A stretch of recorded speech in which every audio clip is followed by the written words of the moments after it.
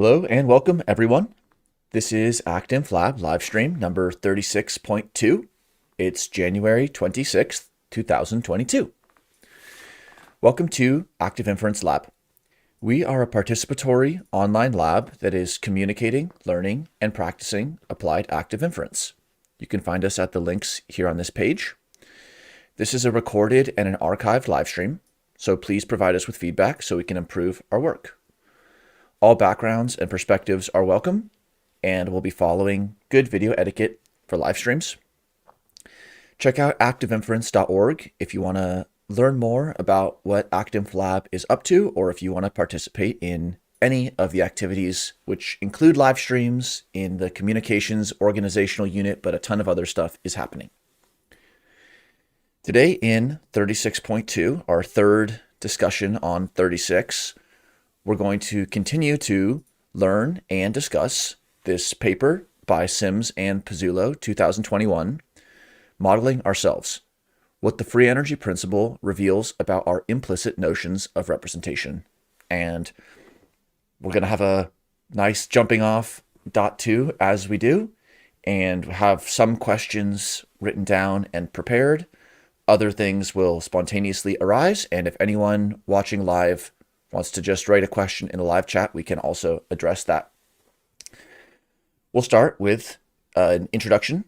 So we'll go around and introduce ourselves. People can say anything they want, and they can also add just what got them excited about the paper in general or for this dot two discussion specifically.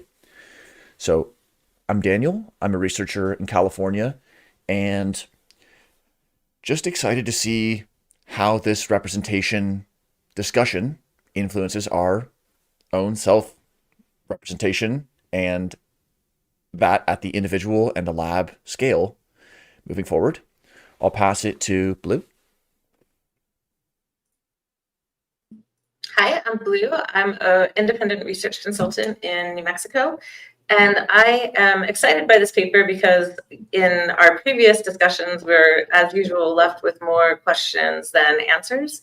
And also, I kind of am finding myself swayed by the different representational, structural, content-driven, non-representational, these different arguments. And I just find them very interesting. And I just want to know if at the end of this, if I'll be swayed more or less in certain directions, or maybe just be more open to other interpretations of the FEP.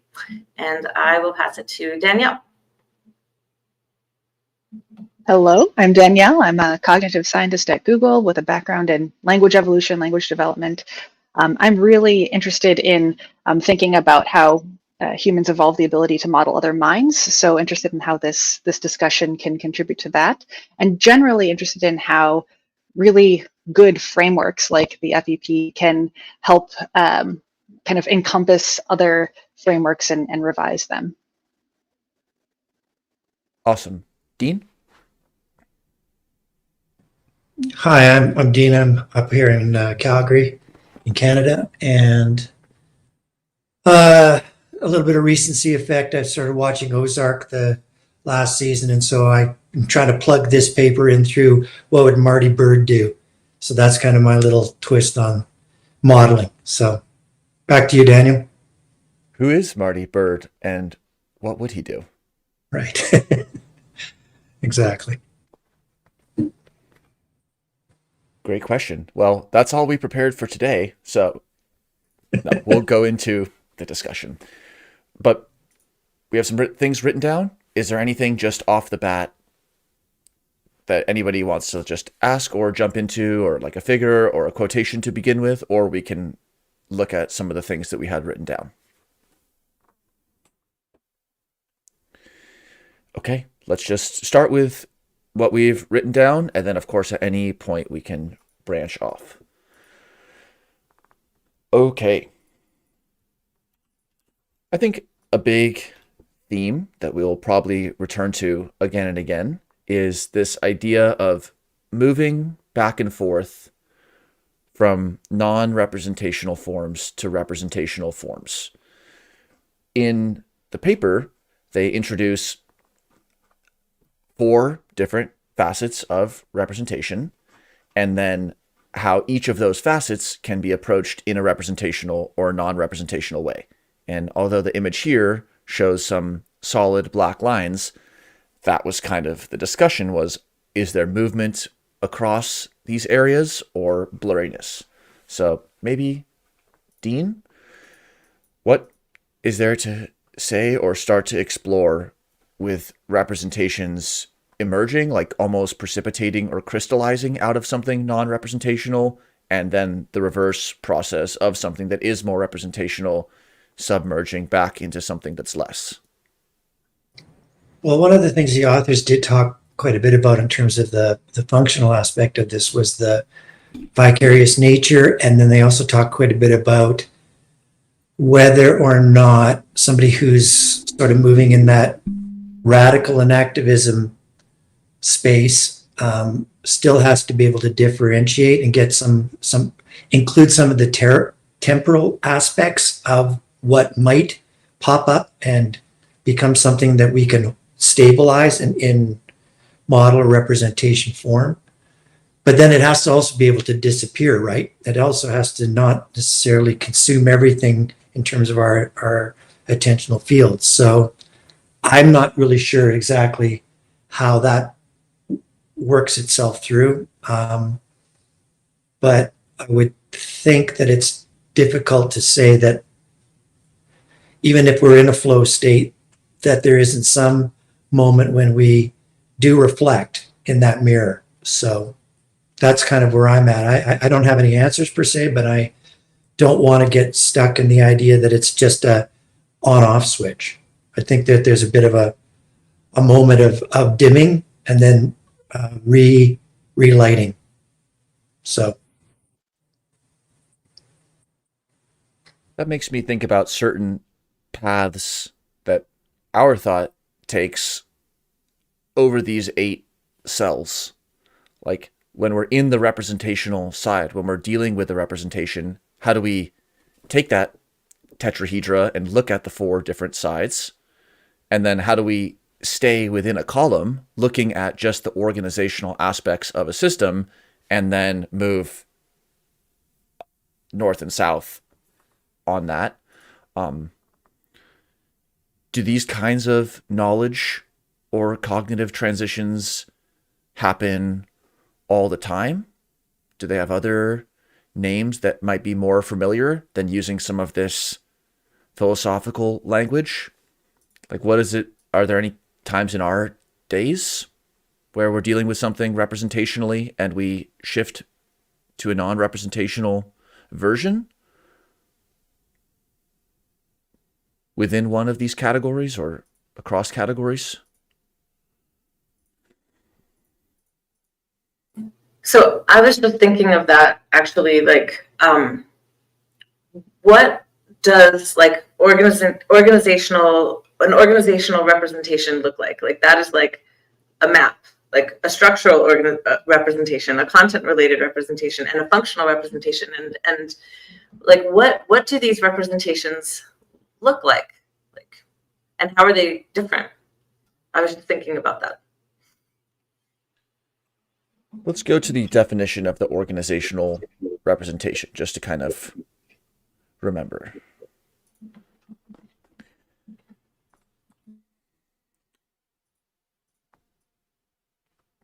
The fact that FEP requires internal states that encode the recognition model that are statistically separated from the external reality. So the organizational area is about how variables inside of systems are separated from variables outside of the system. The pro-representation take is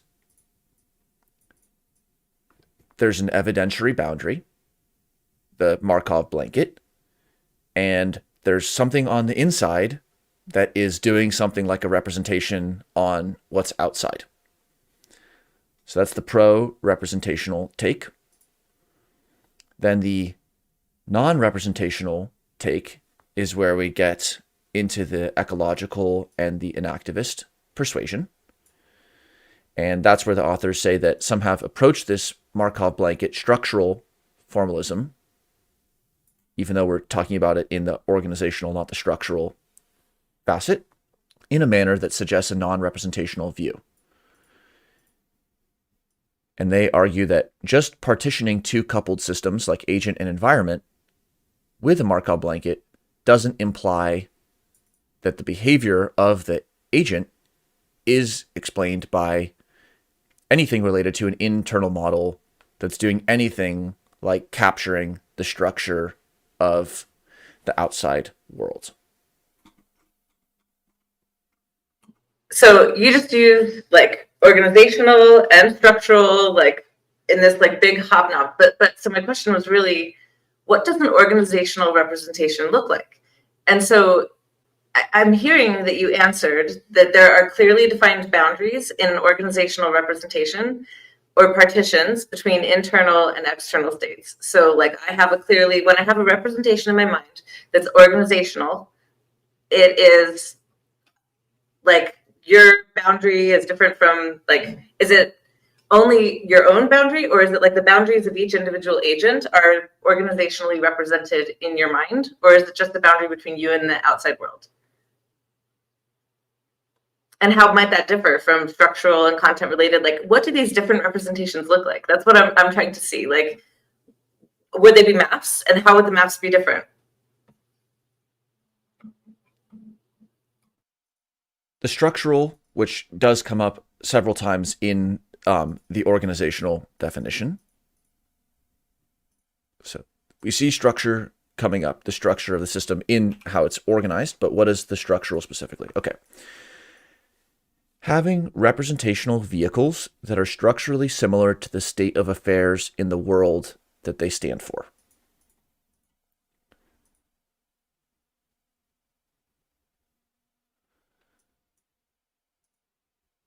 The pro-representational structural side is kind of like the good regulator theorem of cybernetics. So the organizational side is highlighting that there is some sort of informational encapsulation, we might even say, like our previous discussions, but some sort of organization of variables such that there's an inside and an outside that are separated. And the structural side is saying that it's like if there's three things that are connected in the outside world, then not just that there are variables that are organizationally separated in the internal states, but that the structure of those isolated variables is going to do something like recapitulate or have a structural resemblance to the generative process. Generative process, that's like the niche, that's what's outside. Generative model, that's what the agent has on board. And so if it's to be useful for control purposes, then it may have to have some sort of structural resemblance to the actual connectivity of the generative process. So generative model and generative process being separated is what's captured in the organizational side. Them having similar resemblances or similar structures is what the structural side is. The structural non-representationalists are suggesting, this is, I think, Tale of Two Densities with Ramstead et al., or Modeling Ourself. The author suggests that generative models do not meet the requirements of structural representations because the process of exploitable structural representations, so posterior beliefs in the entity, is enacted.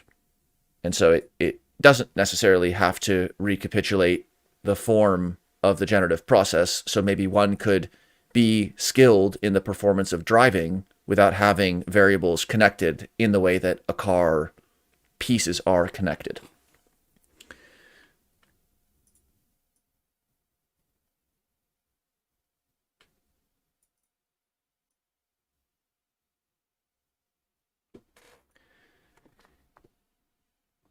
It comes back to a theme that ActInf presents to us, perhaps more as a question than an answer, which is how much do we have to know in order to act? Do we have to have an internal model that is very similar to the process, uncorrelated in how similar it is, anti-correlated in how similar it is, and can we have a framework as researchers that helps us compare the structure and organization of generative processes and generative models of those processes?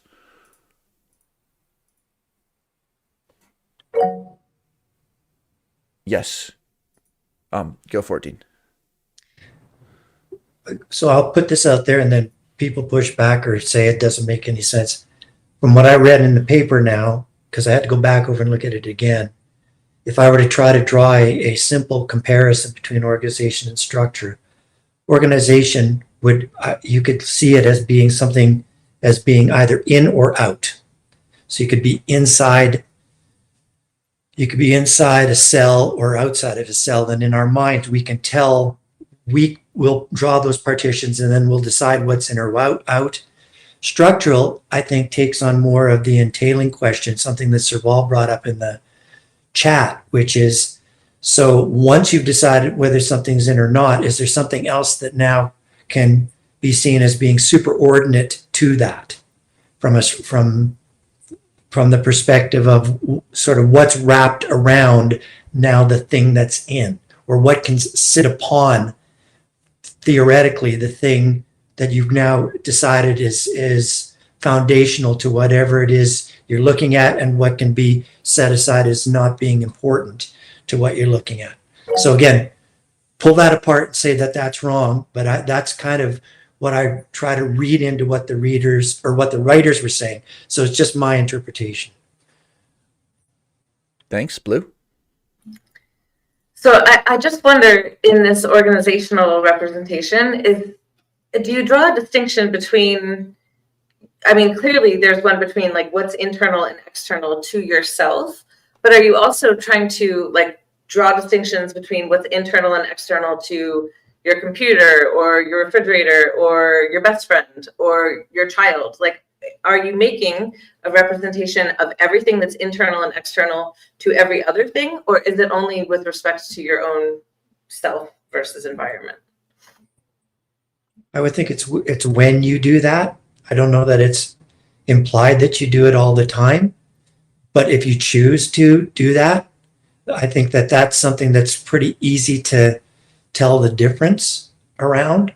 So I'm not sure that they were saying that we do this, always constantly doing this, but I think what they were trying to do is show the difference between knowing when something's in or out versus knowing when something's first or second from a structural standpoint.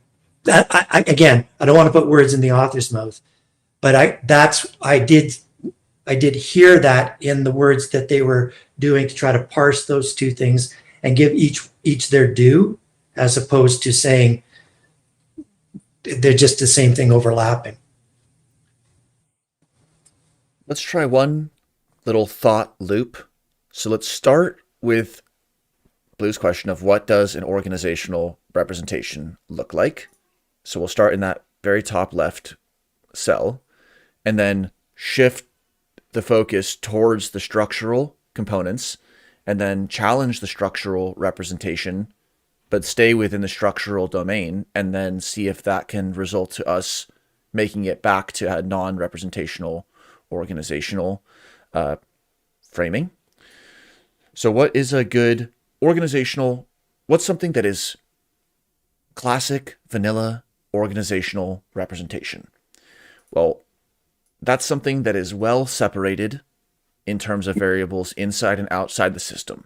So we're not worried about the structure of the variables inside or outside, just that they are separated.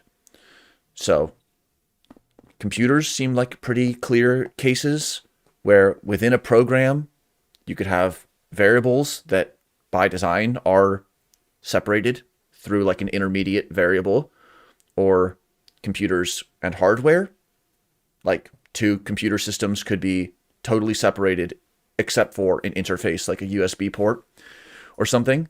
But of course, this paper is about that strange loop when it's a cognizing agent an adaptive active inference agent doing that representing, not necessarily a mere ActInf agent. But should we use a computational example or some sort of enacted human example? But you got a good example right here on the page. So how would we shift across the y-axis between organizational representational, because I'm assuming we're going clockwise, to representational structural? That's not a hard example to make. Yes. Yes. So in the human case, this would be like, so two humans in a conversation. Mm-hmm. They are in a conversation. Yes. Not two out of a perfect. Outside of the conversation. Yes. Two humans, when two humans are in conversation, Right. there is separation in terms of their sensory motor systems. So we have checked the box for organizational, representational, starting in the top left cell. All right. Now the question would be, is there structural representation? So that would be like maybe if one person thought of a sentence and then said it, and then the other person thought of that sentence too. Would that qualify as a structural representation because there's a structural resemblance in the model of the two conversants? Yeah. We could also find out if both of us were talking at the same time and suddenly stopped turn taking, that the structure of that model would now fundamentally change. It's still representational, and two people arguing over top of one another to the third party isn't necessarily something comprehensible. Never mind to the two people that are inside the conversation, right? Blue? So when I think about conversation, something comes to mind recently, like really you need to have like the order of the language specified. Like my son is reading now and he's 5. And you know, he's taken the book like Pop on Pop, the Dr. Seuss book, and he'll turn it upside down and he'll say, Dod, no, do. And like, he'll read it that way. And then he wants to read like every sentence backwards, like from the end to the beginning, which I'm like, I don't care as long as you're reading, because it gets him practicing reading. But it's completely, the context is completely different, right? When you're reading like each word in the opposite order. So like when you're talking about a structural representation of a conversation, I think that there needs to be like a literal representation, or at least like a coarse-grained representation of in what order things are said in order to glean some kind of meaning. But then are we bleeding into the content related? But like, as we're, you know, that's why I really feel like, what do these different maps look like? And trying to maybe elucidate what the representations are is valuable, because I think when you have organization, okay, inside, outside, like this is this sentence, or he said this and she said that, or whatever. And then you try to put structure on it, like that gives it then content or context that can then, you know, and so on and so forth. Dean? No, I don't have much to add to that, other than I just don't think that that this loop that we've just selected this. We said there was going to be a certain amount of randomness in the last live stream, and we've chosen this now. Let's walk through it. I don't see it being difficult to follow that path and find examples. So we have a superordinate right now. Structurally, we want to carry out this directionality from the representational side of things to the non-representational side. And Blue, if your kid wants to turn the book upside down, that's actually a feature, right? Because they're not already stuck in this only one way of doing it thing. So, yeah. Let's complete the red loop, and then the green and the orange will come into play. Okay, so we started with two people in conversation. That's organizational separation of cognition. This brings us to the structural facet, which is where there's a structural resemblance in the representations of the conversants. So there, maybe it is the case where they're both thinking about a similar topology of variables. So there's some structural representation. But now let's stay within the structural column, go from B to C. Okay, so the two people are in a conversation. It's kind of like a dance. So what if those two people's representation is so different that it's actually not structurally resembling? So maybe one person is the more experienced in the discipline and the other is less experienced. Like one person's super good at fixing motors, the other person just has no idea. So the representationalist take would be like, well, they're both thinking about the motor, but then when we start to see like a cognitive asymmetry, all of a sudden we fall out of structural representationalist between these two systems because their cognitive models don't necessarily have similar structure. Yes, Danielle? Oh, wait, unmute and then go for it. So I might be missing something here, but I thought that we can only start to talk about the structural dimension here once, in this example, the two people in the conversation are representing the same thing. And then the question is, how much information, or how does each of their representations have to look similar to one another? But like part of it has to be that they are representing the same thing. Is that a sort of necessary component? If they're not representing the same thing, then we're having a different conversation. Well, that may come to the functional, that might come to the content related, like the novice and the expert. The representations are both about the engine, but they're so structurally different in their representation of the engine, so that although the content, the aboutness of the representation is similar, so still qualifying as a representation in that sense, there's a structural non-resemblance such that by that criteria in that situation, we've fallen out of the representational cell B into something non-representational potentially. Blue, what do you think? So I think like two people in a conversation can be trying to represent the same thing. Like yes, they both need to be trying to have the same representation. Like they're trying to converge on a conversation, a meaningful conversation, presumably. But they don't always converge, and then that's where you get like misunderstandings, or like, you know, we both think that we think the same. We both agree that we're thinking that we have the same structural representation, but perhaps they're different, and then the communication breaks down. Okay, so the structures are so different that we're recognizing it as a continuum from total overlap of structural resemblance to total non-overlap, but it would be important to specify that null hypothesis. So we've kind of scooted into C. How do we stay in that space of like the novice and the expert who have different cognitive representations, and then use that to challenge even organizational representationalism? Blue? Can I? Oh, Blue and then Dean. Oh, Dean first, and then Blue. Go ahead, Dean. All right.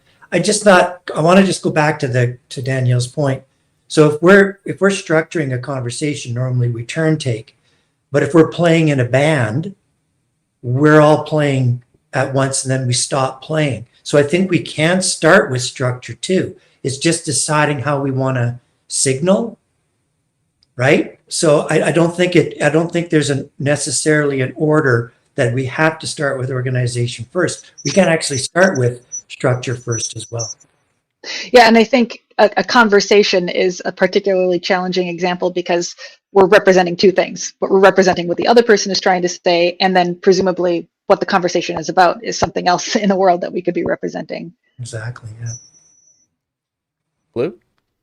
So I think we're representing a degree of information sharing, and I think that this is going to like lump into autopoiesis, which I've been really wanting to kind of get into. But when we have, like, I'm my own person and I'm communicating with Danielle from 50,000 miles away. We both feel like we're getting on the same page. When we actually like do get on the same page, like, do we form some kind of like separate cognitive unit? Like, at what degree of model overlap is the degree of information sharing so high that then we are worthy of our own Markov blanket? Like, we're sure that we understand that we are the same unit, right? And I think that this idea of self-assembly and information sharing and model overlap, like, I think that there's an important path to traverse down this way, because if you don't have full overlap of the model, like or do you need full overlap to form a self-assembling system to be, to form a higher level? It's just an interesting thought. That's kind of where the C to D transition takes us, which would be like, so we have the drummer's waiting for this and has a model resembling this, and then the singer has a totally different structure.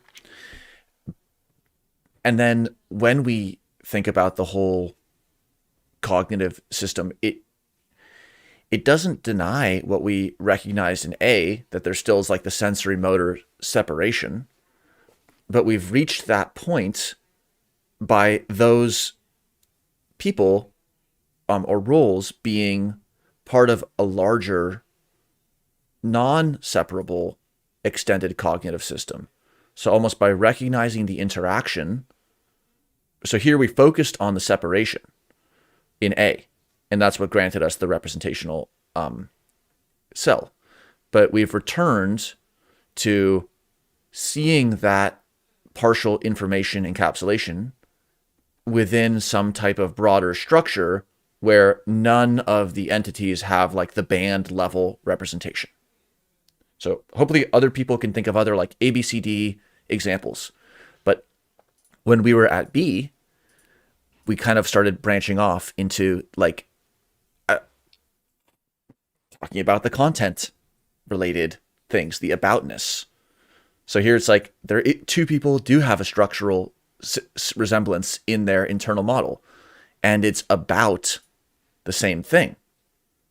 But then what if one person sees the aboutness in such a different way that, again, we fall out of the content related representation?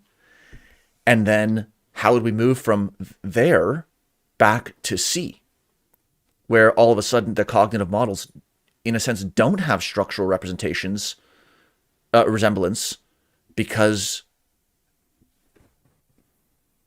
they're about different things now.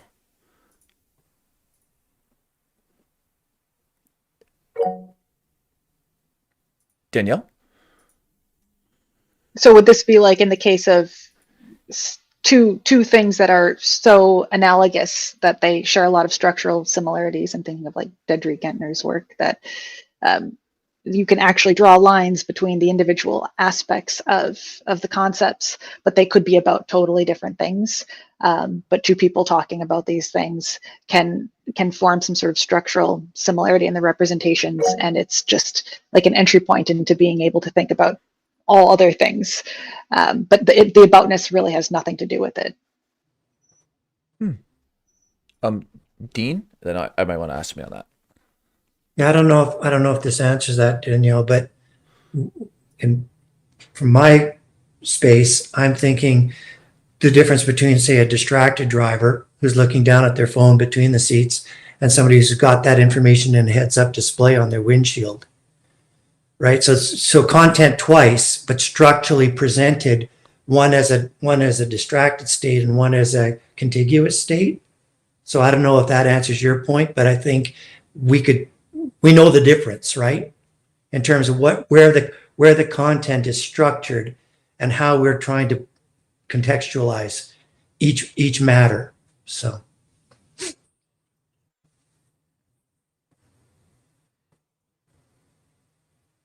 again, staying with this sort of educational setting, what is it important to see a transference or a new emergence of? Is it that the structural model of the learner is moving into more resemblance with the teacher? Is it that the aboutness of the learner is moving towards the same aboutness of the teacher? Or let's just remind about what the functional is. Supporting vicarious use before or in the absence of external events. So does the teaching conversation, will it be a functional representation when vicariously, without the teacher, the student can carry out what the teacher could do, which might be having aboutness or not. It might be with a structural cognitive resemblance or not.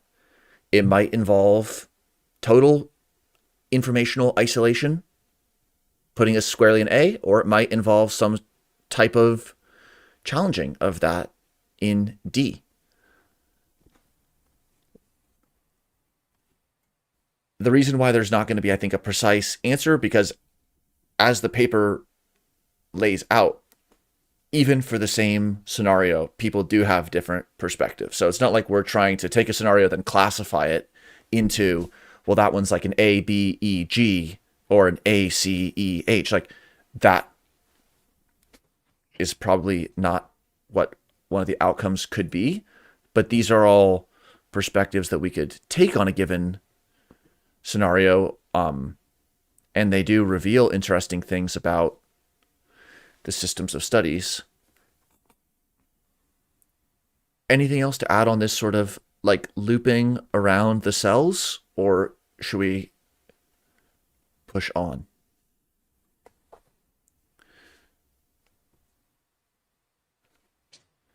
Push. Push. Okay, Blue, what were you thinking here? I was just taking notes, and so like so maybe we should talk about content related and functional. So I was just taking notes on what these are: organizational, like how are the representations, and I was trying to draw a picture. So I will draw my picture if you will talk about maybe functional representation, like what does a functional representation look like, or Yes. content related? What is it? What's inside of those? And then I will draw my picture, and then you can show it. Or All right. I'll just draw it while you're talking. Sure. So the content related is whether the generative models need to explicitly model the ways external states produce sensations, environmental models, or the ways actions produce sensations. Is it really important that internal states resemble external states, or is it sufficient that they afford accurate action control?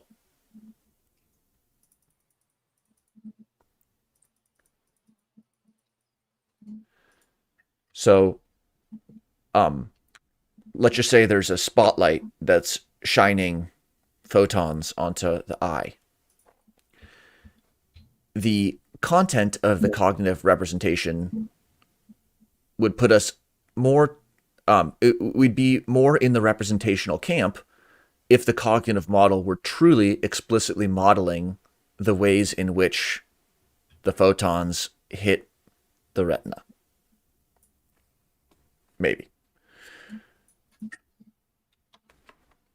But this or is a bit challenging because the ways actions produce sensations, that could be a model of like, well, if I blink, it becomes darker, and when I open my eyes, it's lighter. But that's a totally disjoint question from understanding how a spotlight works. But those two scenarios of the spotlight's cognitive explicit modeling, the environmental model, or the sensory motor model of blinking and it becoming darker, those are both content related. And Dean? Well, I don't know if this helps or not, but one of the things that I used to bring up around this idea was the puzzle concept, i.e., so you got a box and it says 1,000-piece puzzle, and when you open up the box, is that representational, or is it not representational until you've figured out whether all 1,000 pieces have now been duly assembled, right? So from a content perspective, do you have what you need in order to be able to tell the difference between something which is representative and that which is not? So again, I don't know if that's helpful in terms of sort of trying to see a difference between that, say, in structure, like where it's placed relative to the context or not, but that was the way I tried to surface it. One evolution or handshake that hinges on that or of the environmental models and the sensory motor models, they do unpack a little bit. So one approach consists in starting from the sensory motor models. So that would be when I blink, it becomes darker. When my eyes are open, it's lighter, but progressively extends them to incorporate extra variables that describe external causes of sensation. So, like if there's a light on one side but not on the other side, then it can be the case that that blinking is true no matter how you're turned. But then that could be enriched or augmented with a model of parameters that describes external causes of sensation. Like there's a light over there and not over there. And so actually that little loop that we just took was from the sensory motor B, the sensory motor model in B, moving to a representational model of the content, like there's a light over there. And then does that, well, at least that was the B to E move. But then maybe that could do something else. So maybe Blue will clarify there. But let's go back to just review functional. Like, what is the functional? And it's good to revisit these in the 0, 1, 2, 3, 4, 5, because it's the contribution of the paper. And maybe there are other facets, other columns to add, and there's just a lot of complexity even as this is. So the functional one is about supporting vicarious use before or in the absence of external events. So in that story with the lights and the blinking, it only that model only has to be instantiated while in that room with the photons hitting the eye and the blinking happening. However, we can imagine a situation that's vicariously detached or before that setting. Like what would happen if there were a light over here and a light over here, and it was the case that blinking made it darker? And this is where they trace back to Piaget, that representations should vicariously stand for something external in their absence and afford vicarious operations. So there's a light over on the left side. You reach over and you unscrew it. What is in your hands? Now that is seeming to be in the functional facet, because we're talking about the role the representation is playing and the fact that it is standing for something external in the absence. There's no physical light that we're talking about. It's not like we're unscrewing it and then verifying that it's in our hand. Who's for and against that?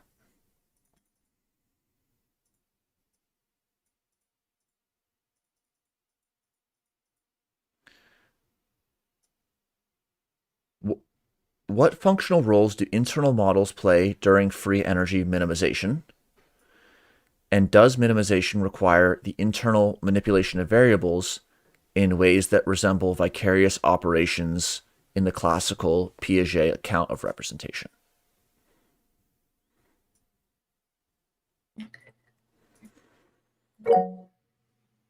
Yes, Blue.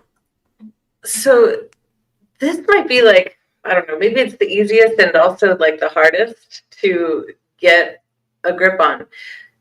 So I think about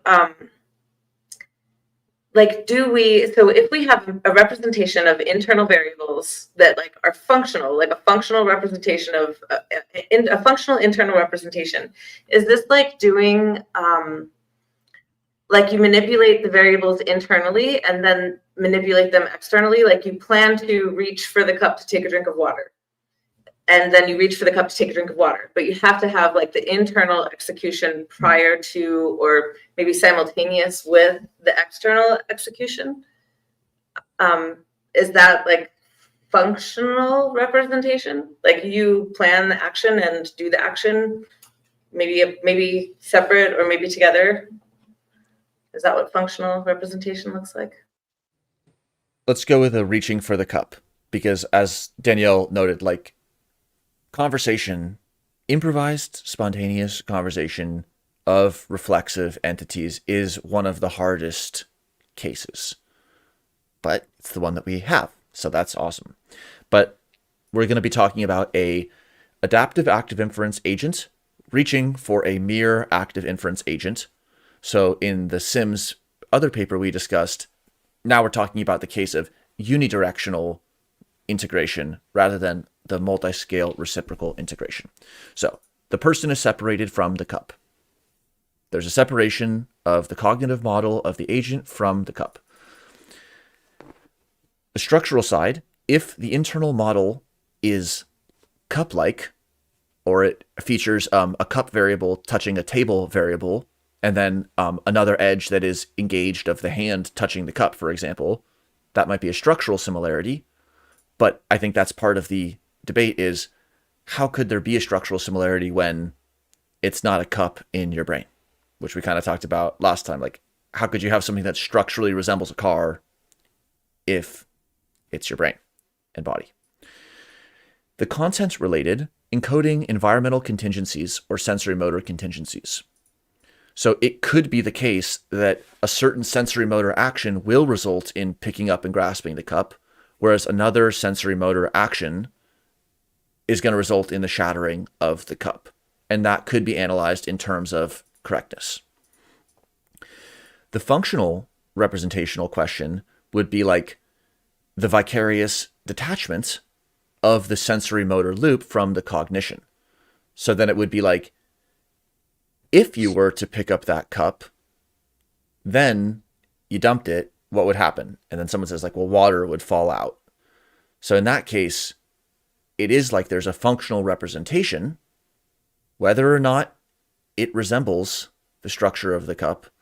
There's a functional representation because that idea of grasping the cup, it's able to be operated on internally, vicariously, in the absence of direct stimuli related to the cup. Dean? Do you mind if I just read right from the paper for a second? Because I think it helps in terms of this the difference between the sort of the automaticity and reflective aspects of this action. Okay. One important implication falling out of this diagnosis is that when considering functional role aspects, it's often how the details of our chosen process theories are fleshed out and contextualized by the kinds of cognitive phenomena that we are attempting to account for that skew, our interpretation of FEP in one direction or another. For example, one may consider that there are core aspects of FEP, such as the possession of a Markov blanket and more ancillary aspects, and I think ancillary is the key here, such as the possibility, but not the necessity, to engage in counterfactual inference, which is only required for planning. And it is only the latter, more ancillary aspects, that call for a representational interpretation under a given process theory. This would imply that when using functional role as a sole criterion for representational processes, only some FEP agents, namely those that can engage in counterfactual forms of inference, would meet the criteria for representation. It is only this subset of FEP agents that would be equated to full-fledged predictive processing agents. So there is an automaticity part to this, where it's really not a Markov blanket. You just do it almost subconsciously. And that's, again, the authors are trying to point this out. Yes, if we fail, I drop the cup and now I reflect on that. That's the representational piece. But prior to that, I was just going through the motions. I didn't need a set of instructions telling me to reach out for the cup. So that's just in the author's words. Thanks a lot for clarifying that. It's like, yes, if one is reflexively grasping at it or accidentally, then grasping the cup, like if you're groping around in a dark room and then you happen to grasp the cup, it doesn't have to be representational because there isn't a counterfactual. So and that's very interesting how like they say that it is ancillary. So that's kind of like secondary or not essential to it, because we can imagine an active inference entity that's taking in sensory observations, updating its generative model, engaging in policy selection, and then resulting in some action output, impacting the niche, and the cycle begins again. That can be just like a single layer model that doesn't engage in counterfactuals. But they raise that notion that it's only the counterfactuals in cognition that actually like give us the space to have a functional representation. It's like if the shell just represents the shell, can't be anything else. But then there's another kind of entity who can see the shell as financial or can see it in a different way. And then it's those counterfactuals that enable the shell to play a functional representational role in that it stands for something else. Blue, what is this imagery on the bottom? So I just was like trying to really look at or like try to visualize what would these different like representations really look like, right? So if we take like the idea of a person and a cup even, right? Okay, so on the first one, right, we have organizational. So like I am a thirsty body. I'm contained within me. There's the cup that contains water over there. Like I know my boundary, I know the boundary of the cup, and the representation looks like this. And then a structural representation is just me and the cup and my relationship between me and the cup, right? Like, so do I have to also have so my real question here is, do these perhaps build on one another? So here you have the structural and then the next one would be content related. Do I also have to have this connecting line in the content related? Is that required? Like, do I have to have an idea of the structure to understand the content? And then in the functional, like, do you need to know the content and the structure and the organizational to have an understanding of the function, right? Do I need to know, like, for the content related, like, I know that there's water in the cup, right? I assume that there's water in the cup. To find out, I have to realize that there's an inside of me and outside of me, and inside of the cup and outside of the cup. I have to realize my relationship between me and the cup, and then to find out the content, like I have to go sample the cup, like to see what's inside of it, and I have to know what's inside of me. And then the function, like can I only, like, I wonder if there's water in that cup, like, and then if I go to drink it and there's like whiskey in it or something, like I'm not going to understand the function until I have all of those things layered on top of each other. And so that's kind of really my question here. And Daniel's drawing on my drawings.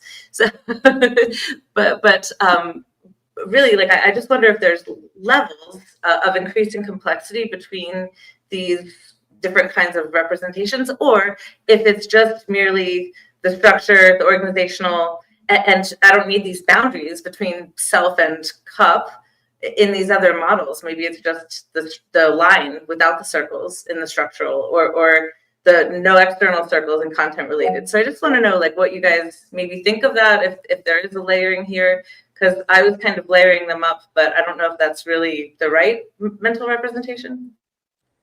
Thanks, Blue. Dean? I'm not muted. Good. Phew. I think there's two parts to this. One is that we are able to differentiate, which is what the table allows for. And I think that the second part is the arrow, the curved arrow that Daniel drew, which essentially represents boundary crossing, number one. So the difference between something that's static and something that is translatable.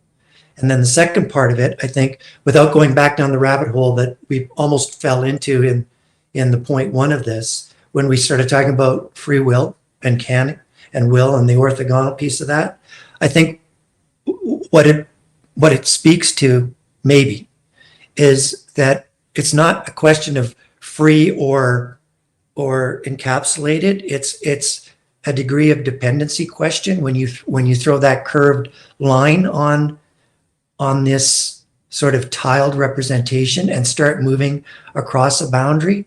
So I don't want to call it degrees of dependency will up to a point of passing through zero, but I'd like to, because I think there is an aspect of that. And that's why I think it's kind of crazy if we just focus on the static things instead of the moving around. The moving through four squares is what I really think gives our minds a good workout. Yep. So here's another little workout. So Blue had two circles in relationship. So here, the circle is going to reflect an adaptive active inference agent or the full-fledged predictive processing agent, one that can engage in counterfactuals. So the top is two adaptive entities in relationship, and the triangle is going to reflect a mere active inference entity like a cup or just something that doesn't engage in counterfactuals.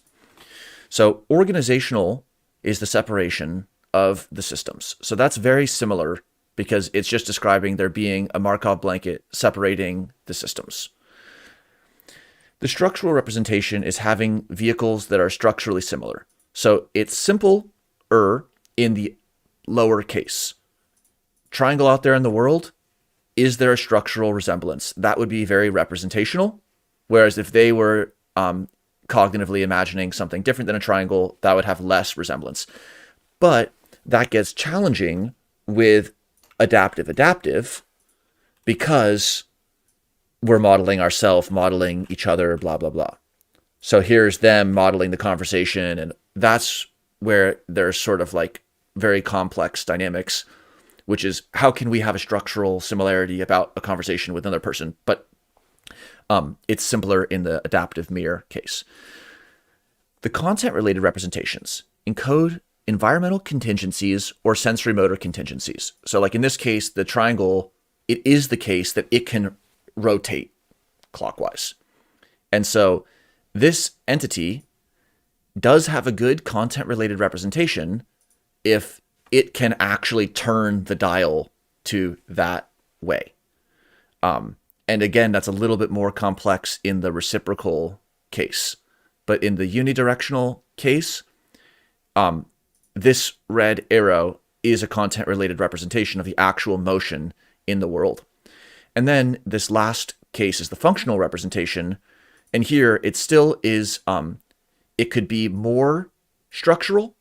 So like more about the actual structure of the cognitive model, or it could be more about the encoding of the contingencies. But the key piece is this isolation, which isn't a Markovian isolation. This is actually the true vicarious separation of. So here the person or the entity is able to engage in either structural pondering of the triangle or functional pondering of the triangle in the absence of seeing the triangle or grasping the triangle. And again, though, that's a little bit complex when you have multiple counterfactual cognizers asking each other questions. I just added a counterfactual to your Great. functional. Yeah, exactly. The red one is, then there's the blue one. It could go a different way. And then this is this is how we know that it's a true cognizer and a true functional representation. Yes, great call. Thanks a lot, Blue. Because it has to do with the vicarious nature, with not directly seeing it, but it also has to do with that representation, whether more structural, triangular, or more functional, red arrow, could be different. So there's them having a counterfactual action contingency, and here they're also imagining a counterfactual structural position. Okay, I'm going to go to a question from Stephen in the chat.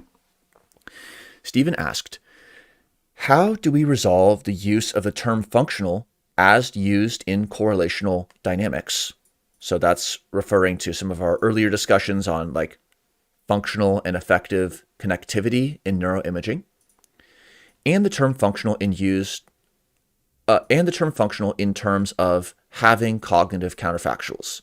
So how is the functional here related to effective and functional connectivity in neuroimaging and time series statistics?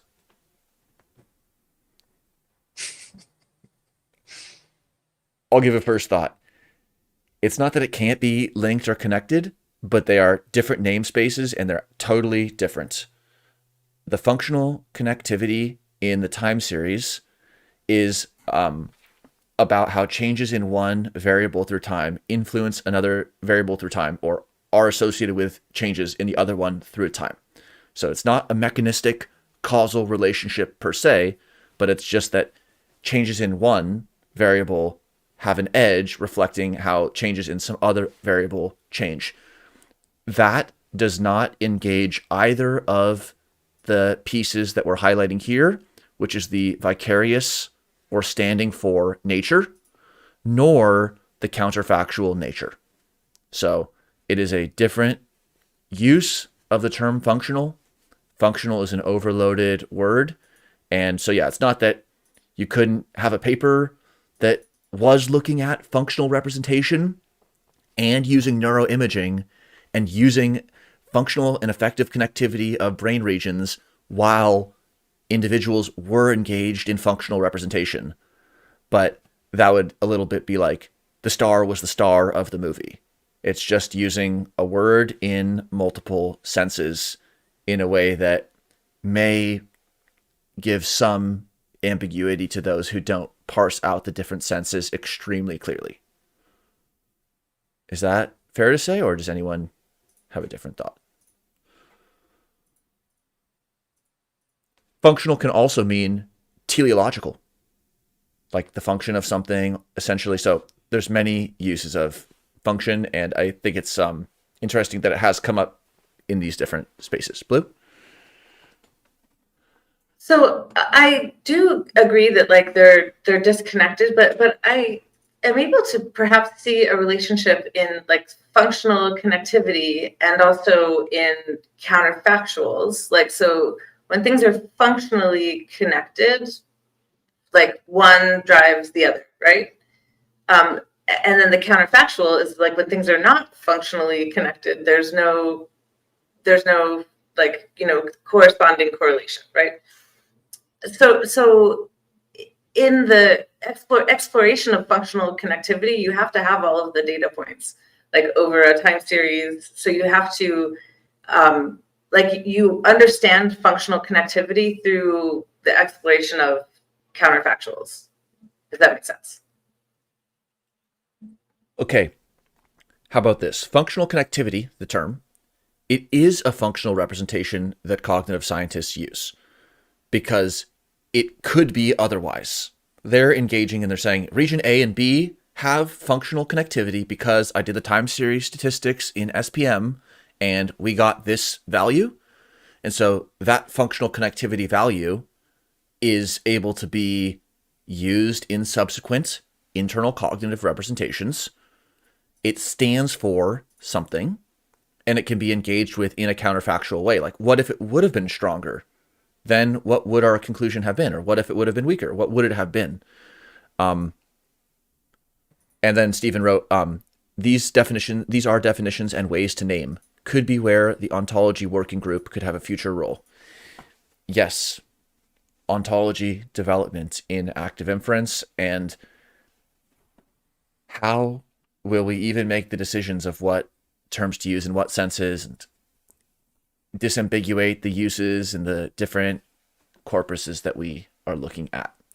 So pretty interesting, this graphic actually. I hope any of the authors or anyone who is like interested in this topic, what do you think about these doodles? Do you agree, disagree? Let's go to Blue's question about autopoiesis. What is like interesting or that about?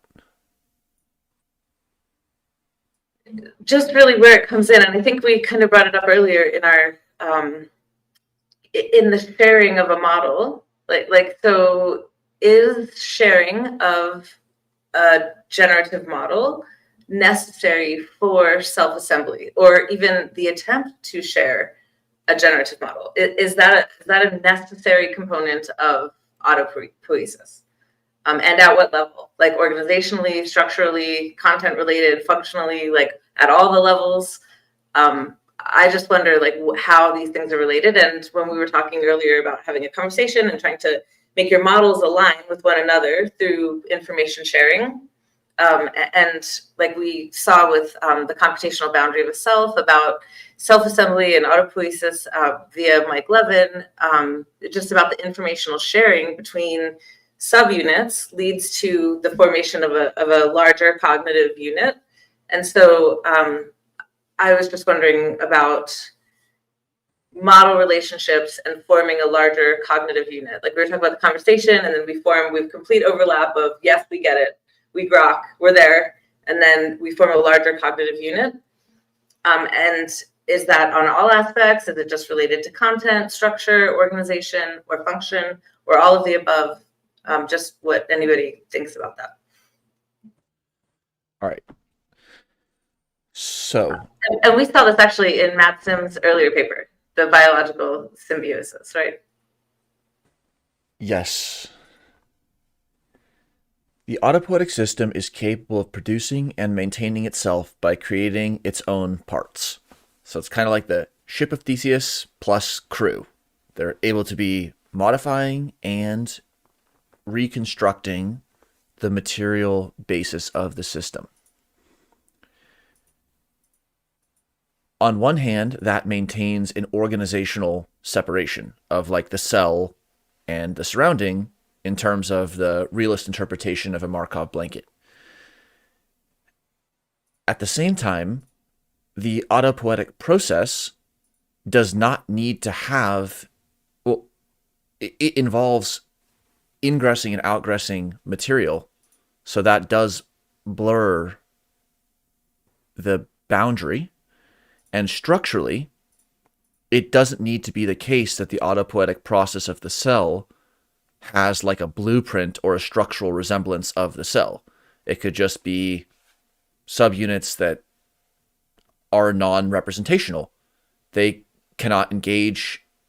It doesn't even make sense to ask whether the cognitive model has structural similarity with the target, because it's a non-cognitive entity. And similarly, on the functional side,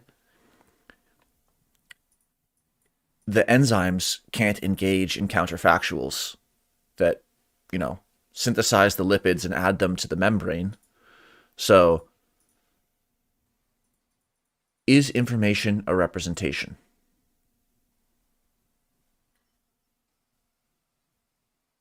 I don't know. I mean, we're getting into the quantum now. So, yeah. Where's information in this? It comes up in the paper 17 times. Based on local information comprises the generative model. Past and present information, future information gain. No additional information about internal states. That's the Markov definition. High mutual information can be in the context of a non-representational generalized synchrony, like the pendulums that synchronize? Where is the information in this eightfold distinction? So the author talks about here, if I can read a quote quickly. Yeah. If one only appeals to the organizational aspect of representation, the presence of environmental or sensory motor or complex or frugal model does not matter, insofar as the internal variables of the model are understood to be separated from external reality by a Markov blanket, and the generative model is leveraged to infer the causal structure of external reality via self-evidencing. However, these differences matter if one considers structural aspects and the degree of resemblance between hidden variables and environmental dynamics, as opposed to action or information gathering dynamics. So, I don't know. Here the content of representations is used to draw a further distinction within the representational view between an internalist, sometimes called intellectualist or encodist, versus an action-oriented perspective. So, Probably one of the most thrilling academic debates. Dean? Well, please don't judge what I'm about to say next. Just bear with me, be kind.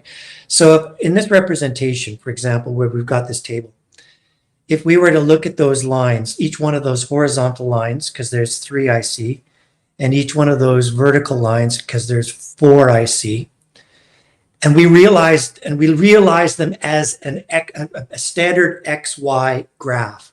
We know that there's a relationship between X and Y, that every one of those horizontal lines relative to Y has a 0 component to it.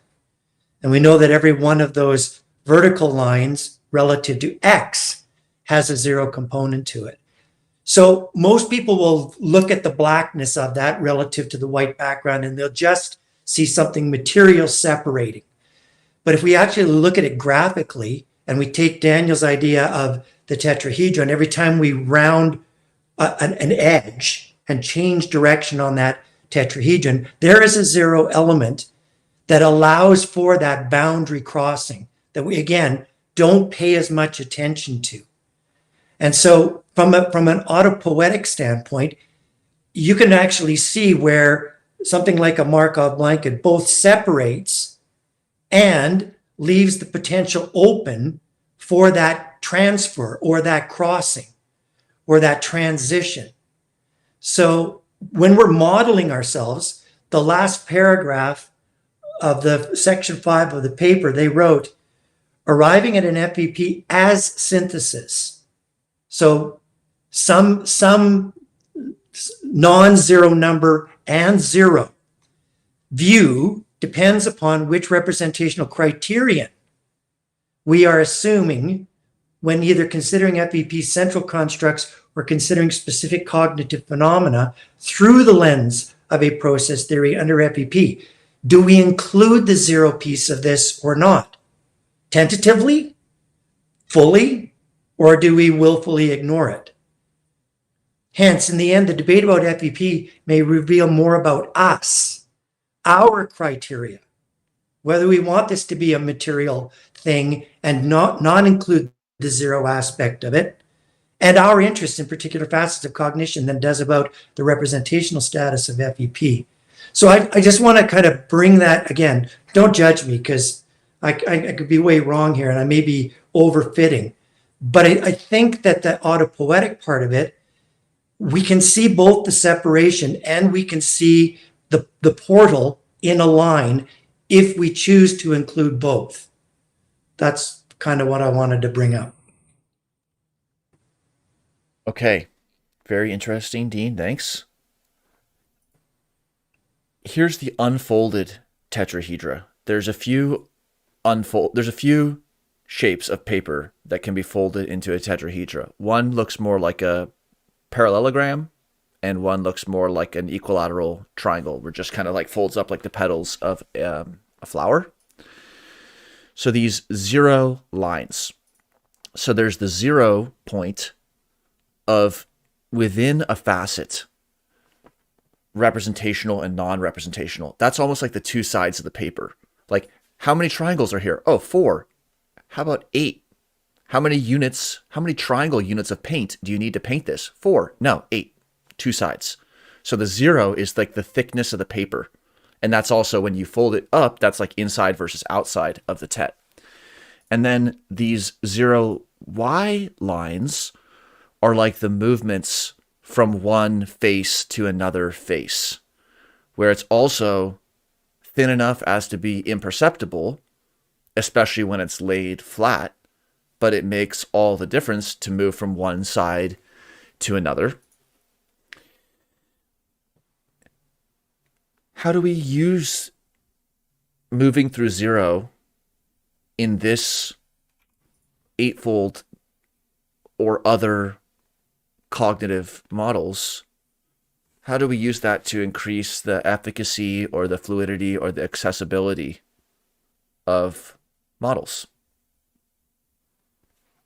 Does it help us in explaining that we're not locked out of that self-organization loop, that we can actually participate in it?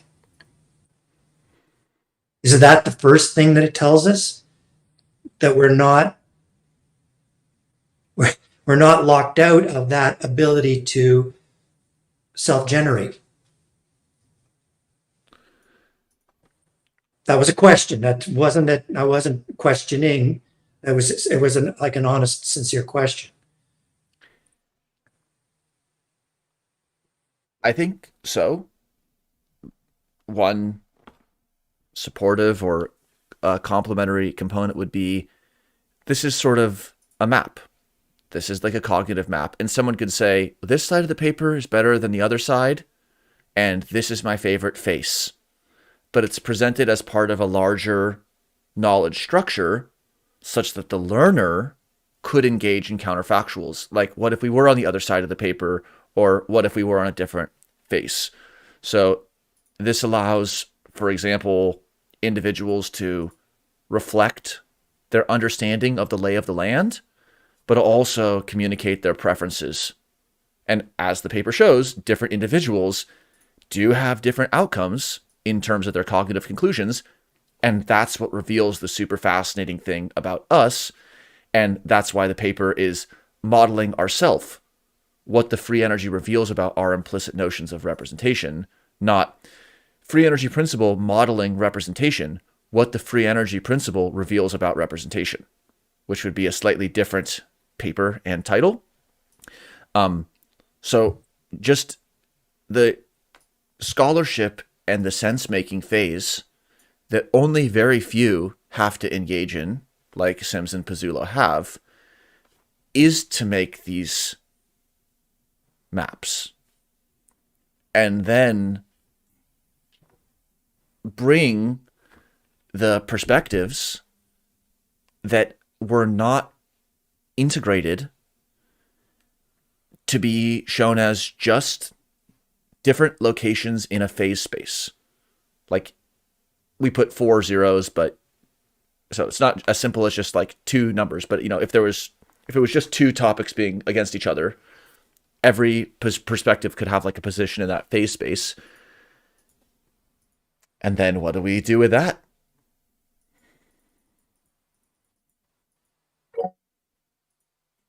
Yes, Danielle. I guess I'm thinking about the ourselves part of modeling ourselves. I'm not really thinking about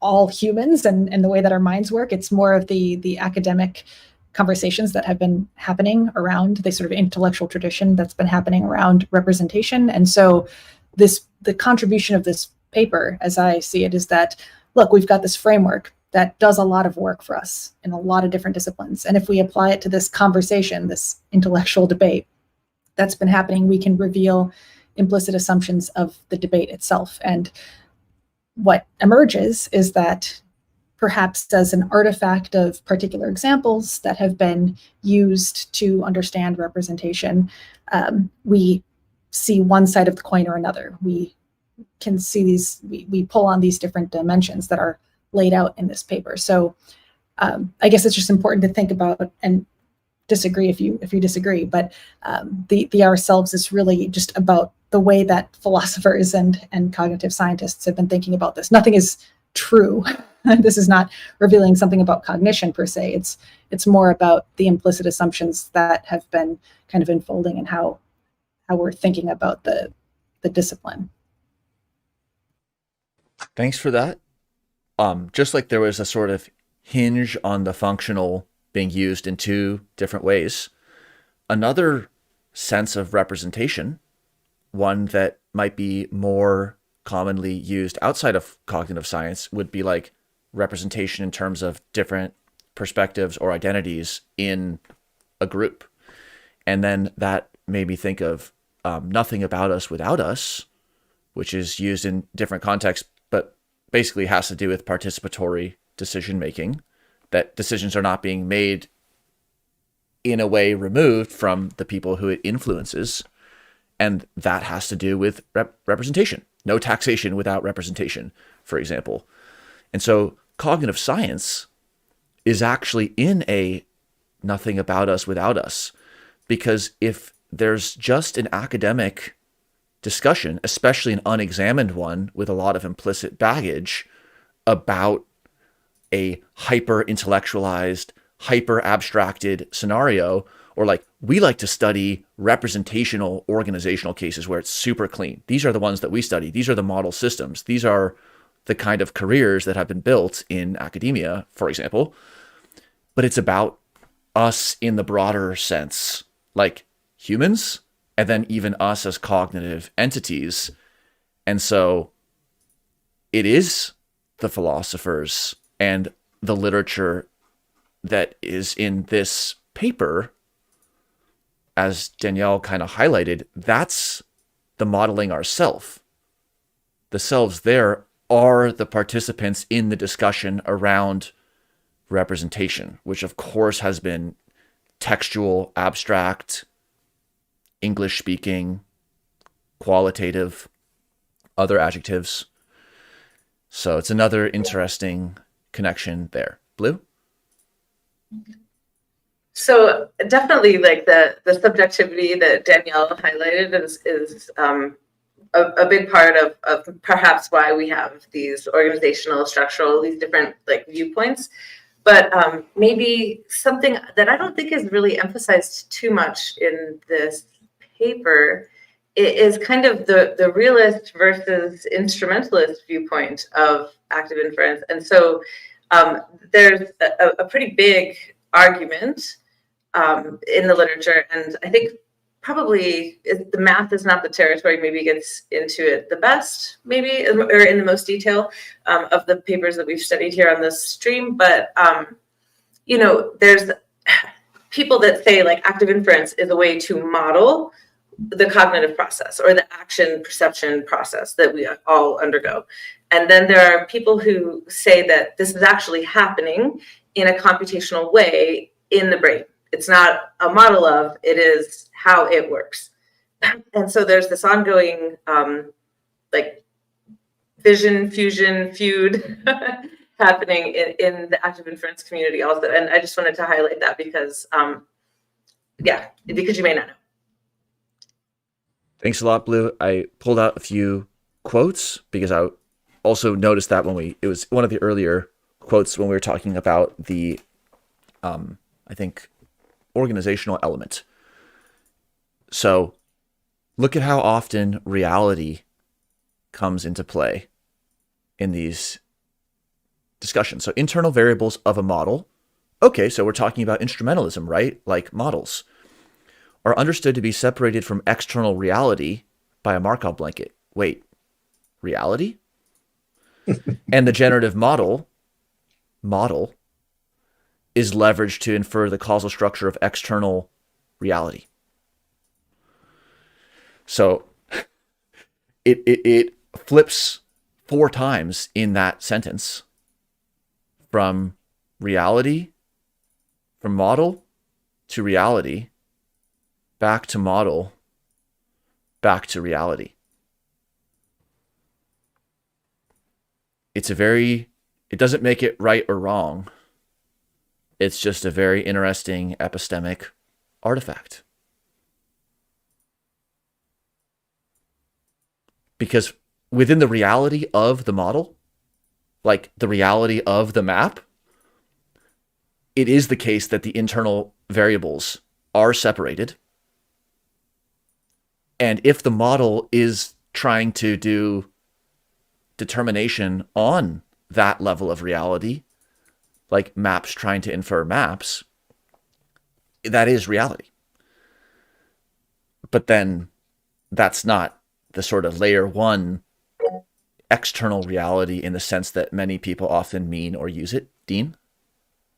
Yeah, I think, Danny, if you take the words reality and model and push them out into even more extreme tales, you could see the model. You could see people who are pushing back against the model idea, and they're arguing you're just too rigid, right? You're just too stuck. And you can see people that are taking the non-representational sort of reality view, the variance maintained or retained view, as say, you can see the people that are on the model end of the continuum saying that's just chaos. There's nothing about that we can actually make sense of, because the cognitive overload right now is just swamping me, right? And so I think what these authors were trying to do is say, well, can we move back and forth instead of getting stuck on those really far out positions in terms of this way of being able to see when we have these densities, right? And then how do those densities reset back to some sort of invariance and then reform, right? So I think I hope that kind of speaks to what Daniel was saying too, because sure, we can point out the most extreme example, like at the very end of the continuum, or we can actually talk about how we're going to draw these unidirectional or bidirectional lines and boundary cross. And I think that's what they were trying to open our thinking up to. But maybe I'm just being Pollyanna here because I really like the paper. I don't know.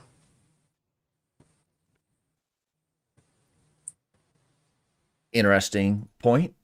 Here's realism is also used in another way, which is kind of like it's a school of literature or a thread of literature. And so then I found this paper, Affective Realism, Evoke Realism Beyond Representation. And so this is in the case of literary expression. So that's an activity that cognitive entities are engaged in. And we just see a lot of terms that we talk about in ActInf, like agency, affect, process. And here, it's not about reality, realism, territory. It's like realization. And realization is an interesting word. And I know Vervaeke and others use it as well, because realization, it is about the model. But when something is realized, it becomes real in the model. But usually we wouldn't say that something is realized like, oh, I just realized that zebras have 9 legs. It's like you engaged in a counterfactual, but is it a realization if the model is updated in a way that isn't concordant with reality? And I agree that the paper gives us a lot of nuance to talk about these areas, because we can talk about how, well, the isolation of the variables doesn't change, or the structure of the legs in the zebra doesn't change, or it can still run, right? So why not 9 legs? Is it still a zebra? Like, there's a lot of open threads, but the way that they use model and reality in light of a lot of the other discussions we've had is really illustrative. Blue? So one of my favorite things to think about in terms of like the realism versus the instrumentalism is the Markov blanket. And so like, I was looking for the picture about like of the person sleeping under the Markov blanket, like really as a partition for a system. Like, do systems have Markov blankets, or are they can they be modeled with Markov blankets? Like, and I always just like think of that cute little picture with the little person sleeping under the Markov blanket. Like, do I have a Markov blanket wrapped around me? Because that's really where it tends to break down in my mind. Like, yes, there's a boundary, but I'm not sure that it's a Friston blanket or a Pearl blanket or a Markov blanket. Like, maybe it's just skin. Yes, Dean? I hate answering a question with another question, but in the conclusion of the paper, the authors speak specifically to the free energy principle can be very heuristic. And so I'm wondering in the instrumentalist versus realist debate, whether it has to necessarily get up to that abstracted level of Markov blanket, or whether we can just say that sandwiched between those two are rules that we demarcate, that we lay down, and that we act as a parsing mechanism. I don't know. What do you think, Blue?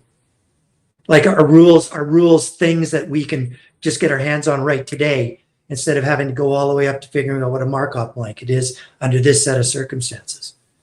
No, I think definitely rules, right? So, I mean, we all agree that there are laws in physics. Like, if you drop an apple, it will fall to the floor. like we all abide by these rules. They might not apply at every scale, but I definitely think that a rule-based construction or understanding, like, does that then bridge the realism versus instrumentalism debate? Perhaps. So, building on the point that the ourselves in the title is the people reading the paper. So, not just like people in the psych department, but it's the ourselves, the people who are in that epistemic commons. So, using that, but also the content-related representations in terms of correctness or truth. So if the ourselves are those who are pondering FEP, then the heuristic that they refer to, we conclude by highlighting the heuristic power of the FEP to advance our understanding of the notion of internal representation. It is pretty meta because we're representing the debate about people representing the debate about representation. However, the fact that it has a heuristic utility within the content-related aspect, at the very least, it does have representational impact. I'm not sure where that takes us. There's probably other ways to take it, but I think something about the diversity of conclusions that people have and how that shines a light back on us or is a mirror, and how the FEP has been applied here in this paper as a heuristic for sense making in this meta debate says something, I hope. Danielle? I hope I'm addressing what you're saying and not taking this in another direction. But I stepping back, I'm thinking of FEP as just one of many different tools of thought that we have that allow us to align our representations. And if it is an effective tool, we all start having a conversation that makes sense to each other, that's mutually intelligible. In this case, it is kind of meta because it's about how the academics, the intellectual conversation about representations have failed to converge on something. There's this debate. There are many layers of the debate. And so what it reveals is that we haven't yet converged. The community hasn't converged. And so FEP is this thing that we can use that reveals those things and allows us to then better, because it's revealing these things, we can all attend to those things that were implicit and are now made explicit. We're converging our representations. So I think that kind of addresses what you're saying. It's about representations, but it's also this tool. Like, there are many other types of tools that allow us to realize what we've been taking for granted and align our representations. Thanks a lot. Dean? Yeah, and just to add on to that, if you're like me, you think rules and tools are interchangeable. And the other thing you think is that if it's a heuristic, it speaks kind of to that vicarious function in terms of content. So I just want to throw that on top because I think there's some agreement around that. We use the rules to make that next vicarious play. Before we make the next move. So, I mean, anybody that doesn't is kind of kidding themselves, I think, but maybe I'm wrong. Okay, here's a little bit of FEP in a heuristic case. So we've talked about the Helmholtz decomposition of vector fields, like in stream number 32, about how there's this pragmatic or sort of hill climbing or gradient descending component, whether you take the optimistic biology, climbing mountain probable, go straight up the mountain of fitness, or the physicists' gradient descent into the bottom of the well. In either case, there's that irrotational component that's associated with pragmatism. And then there's this epistemic component that's associated with the solenoidal isocontour. So we've talked about that Helmholtz decomposition. So here's one way in which the FEP is being heuristically applied. So Danielle said, the academic conversation on representation has not converged. And it has not converged, and it has also not even cohered. Like, there isn't a shared ontology, there's not a shared narrative, there's not shared words or regime of attention or what people are even focused on. And so what the FEP is doing, literally like they did here with this distinction, it does a few things. It holds space for not overfitting. Like, let's just say in 2055, all the people in the world or all the cognitive scientists, they all agreed, oh great, we converged. Let's lock that in. But FEP even then will remind us, like, not to overfit and also not to center one side of the tetrahedra. We could say, this is the side that has these attributes, or we focus on this side for these reasons, and no one goes there to this other side, or there's a reason why we don't go there, or we take a journey, we travel through there, but we don't live there, or something like that. It brings a level of coherence to the discussion that doesn't necessarily have the goal of perfect static convergence, but still there'll be solenoidal flow and differences in opinion even then. Who said the FEP wasn't useful?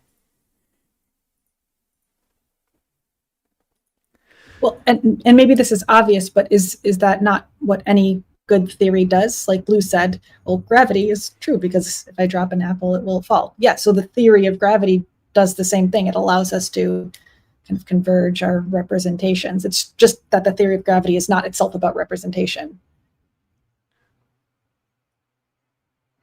Yes, this is like the Hall of Mirrors, this paper and conversation, because it is like, it's the group of people in the Hall of Mirrors and they're all wearing mirror suits in a weird way. But it is our gym for building the kind of frameworks that then can reduce our uncertainty a ton, potentially in similar cases, and the strange loop of reflexive cognitive entities is going to be this open-ended fount for a long time to come. But just like how we started here with a really complex reciprocal case of two adaptive entities, but then it was a lot less ambiguous here. And I wonder if ActInf informed system design will frame an increasing amount of pieces, especially in a digital world, into this bottom tier, offloading some of the repetitive tasks, attention-consuming tasks, anxiety-producing stimuli, into these type of interactions, which opens up new spaces for these kinds of interactions with the two adaptive entities.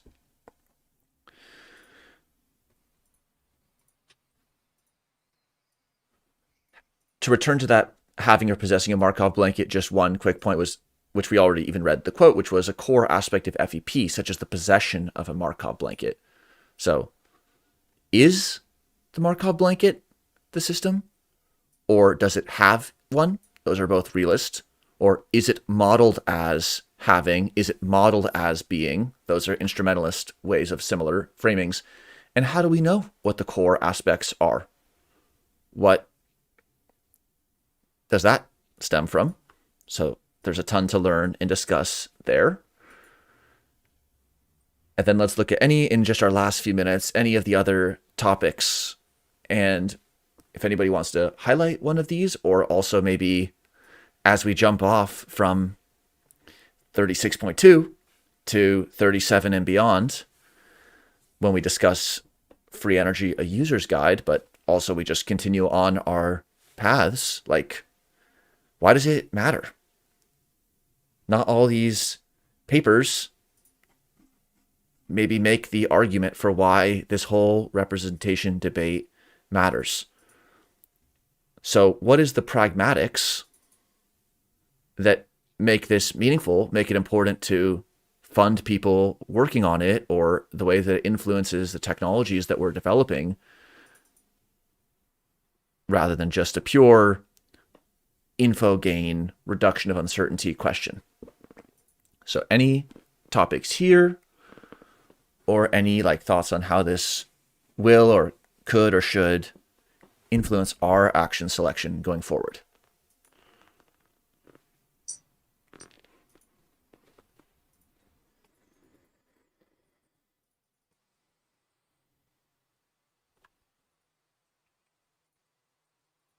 I'm comfortable with long silences, but I'm gonna throw this out there. I think people will be able to use this tool to become more creative, not just be able to reduce or minimize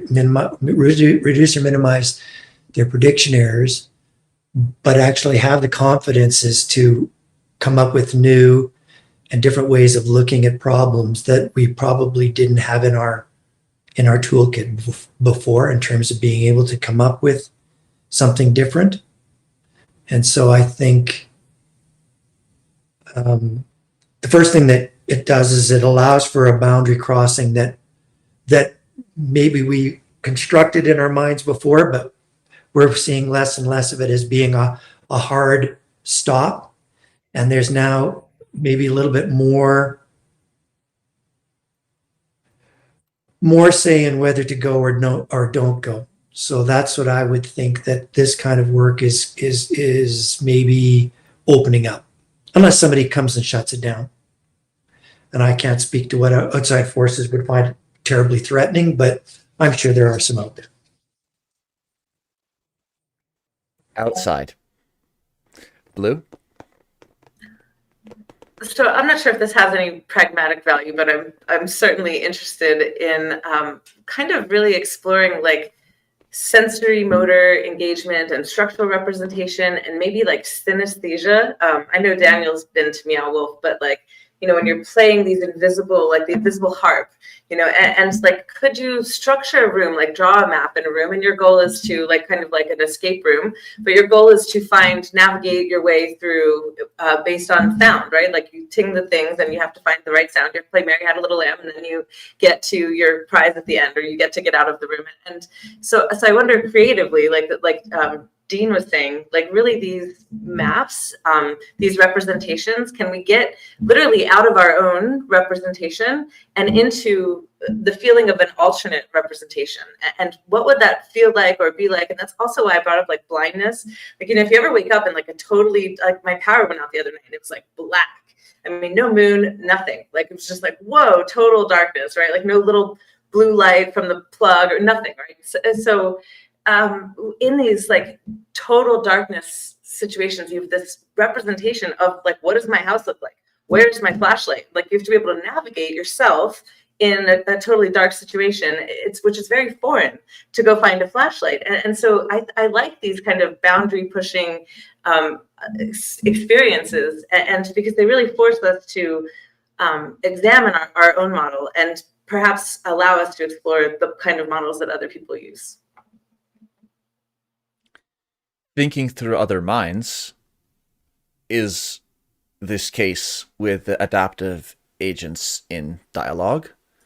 And it's like thinking through other representations. And this paper and discussion opens up not to then simply converge, but opens up and holds ways to think and act through other types of representations, not just the same type, but in a different cognitive entity.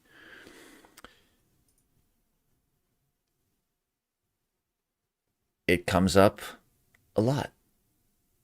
And it'd be awesome to see how, just as so many other themes that we've had raised by very prescient papers, like 14, math is not the territory, 20, Emperor's New Markov blanket, and some of the further nuancing about the Markovian assumptions. This representational and non-representational, and these words like organization, structure, content, and function, they will come up again. And maybe they'll be citing this paper, maybe they won't, but like, it's almost like when we see in a future paper just one facet of the TET, and they'll say, here's how it is. It's this one side. And it's like, well, no, there's other sides, and we could be inside or we could be outside. And someone could still say, I prefer this one. But we know there's a bigger system that we can at least come to the table around. Dean? I'm not marketing, but it's going to come up in 37. It's going to come up a bunch of times in 37. So that's just the next paper. So anyway, hold on to your socks, because if you think you have to wait for it to come up again, it's going to come up again next week. So don't touch that dial.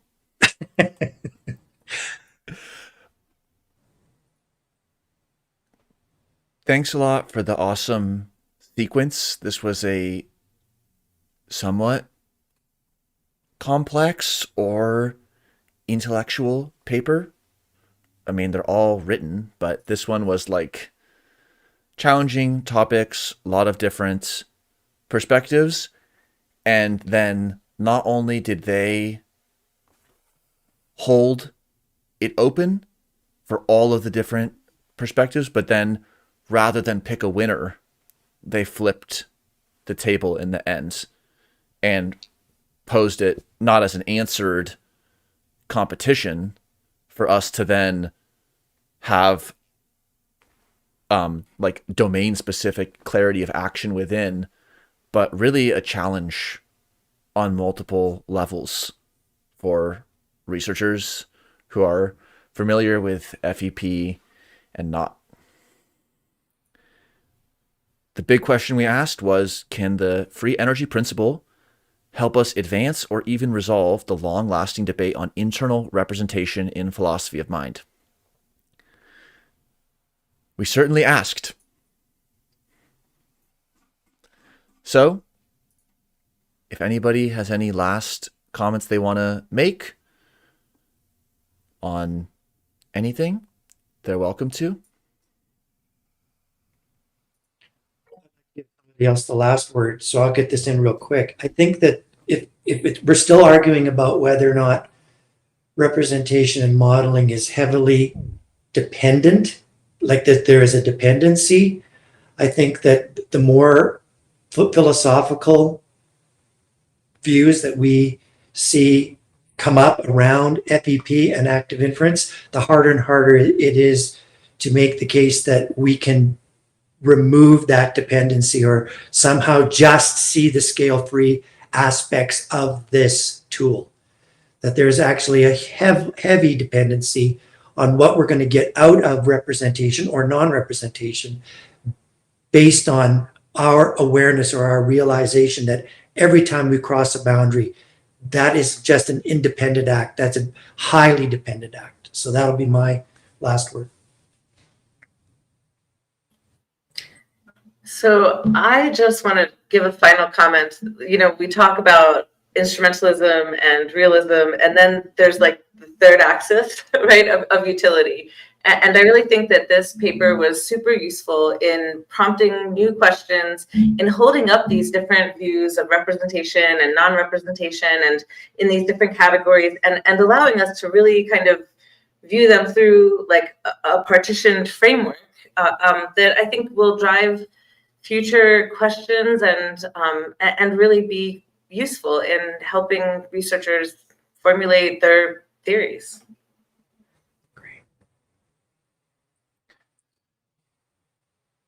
Danielle, if you're still here, thanks for joining for your first stream. Do you have any last comments? Well, this was a wonderful introduction. I'm curious how representative it is of other conversations. It was super heady in a really pleasant way. It was not representative or representational of other conversations. No. Thanks a lot for the awesome convo. Everyone's always welcome to join these discussions or other lab activities. So thanks again to the authors and all the participants here. See